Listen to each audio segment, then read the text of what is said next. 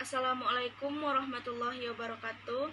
Baiklah, perkenalkan nama saya Yuliana Putri. Saya berasal dari Ekonomi 2018C. Saya akan menjelaskan tentang tradisi orang Minangkabau sebelum Barale.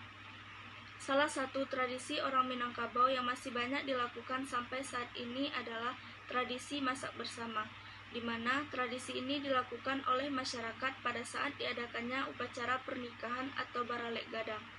Tradisi ini biasanya dilakukan oleh warga sekitar, baik itu ibu-ibu, bapak-bapak, maupun anak-anak muda yang ada di kampung tersebut.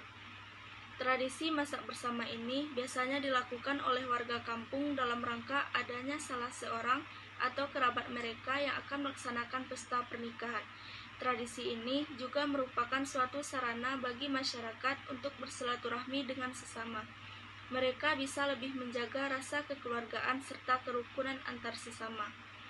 Mereka bisa saling bekerja sama serta saling tolong-menolong sehingga dapat mensukseskan acara Barale yang diadakan tersebut, di mana mereka seakan-akan juga merasakan kebahagiaan dari kedua keluarga yang sedang berbahagia, baik itu dari anak daro maupun marapulai. Baiklah, untuk lebih jelasnya lagi, marilah kita simak video berikut ini. Bagaimana antusiasnya masyarakat dalam tradisi yang satu ini.